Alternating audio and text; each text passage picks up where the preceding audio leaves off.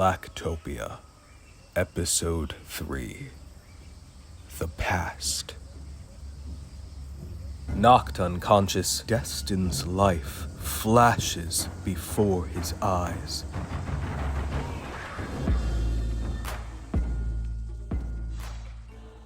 During the 2080s in the overgrown swamplands outside Atlanta, I used to tend to a local community garden with Mr. Brown. On the night of each full moon, Mr. Brown, that whimsical old man, he'd wander somewhere secret. Mister, where did you go last night? The bathroom. What about it? Without another word, I returned to planning. Doubling my speed, I finished earlier than usual. All done. I'll go get more fuel. Dropping my tools, I ran into the tree line before Mr. Brown could say, "Wait, boy. That ain't got to be done until the new moon." Shrugging, Mr. Brown returns to studying a map with a glowing moon insignia. I caught a quick glance, and it looked like it was of a borderless African continent. Spotting me, he quickly folded it up and put it in his walker.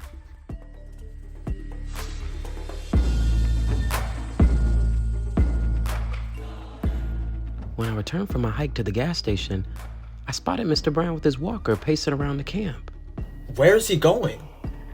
I followed 30 paces behind as Mr. Brown meandered throughout the camp. He whistled a song as he walked. Hearing the signal, the scientists living on site joined Mr. Brown. At the edge of their makeshift home, they all enter an abandoned church. As the door closes, I could read the molded sign hanging above. Ebenezer Baptist Church. Still carrying the canister, I snuck into the candlelit church. I watched the scientists open a trapdoor that leads to a cave-like cellar. They worked together to heave the heavy doors open. I watched them all descend into the dark cellar, then scurried inside just as the door slammed behind me. Inside this dark, secret chamber, the first thing I saw was bioluminescent vines running along the cave. The glowing roots revealed indigenous cave drawings. Mr. Brown traced the walls, leading to a podium carved out of stone. He unfolded his map on top of it, and the vines began to pulse with even more neon purple light. Ladies, gays, and days. After years of searching, we've finally found our motherland.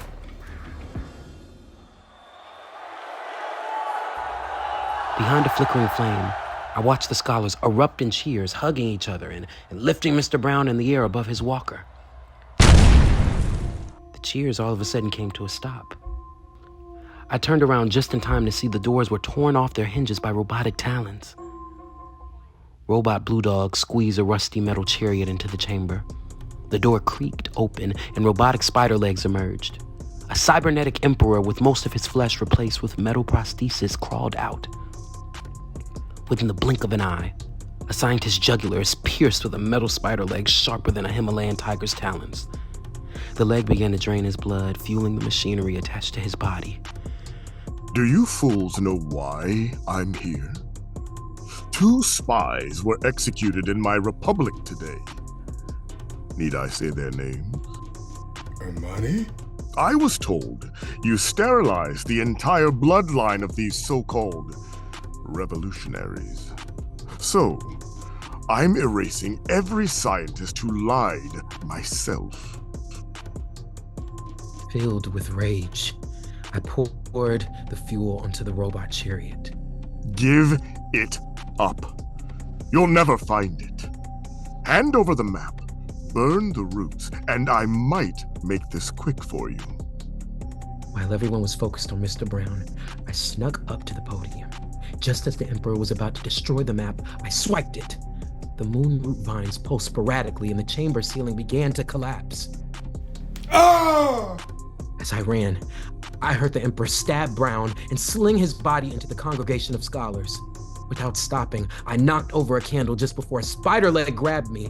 As the Emperor lifted me by my neck, the entire chamber was engulfed in raging flames.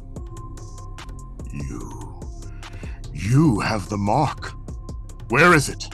Give me the map, you damned monkey! I raised both my empty hands to show I'd already hid the map. Before he could strike me, the blue dog short-circuited and knocked him over. He dropped me, so I made one final Faustian dash outside. The church collapsed onto itself as I slipped out the door. Then I looked down at Mr. Brown's walker, the only object I could grab, and I began to sob beside the fire.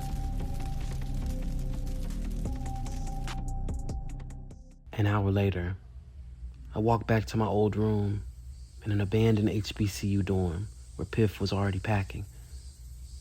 The sight of Mr. Brown's walker and his map in my hands told her pretty much everything she needed to know.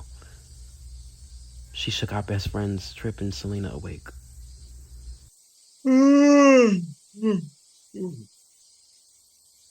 What?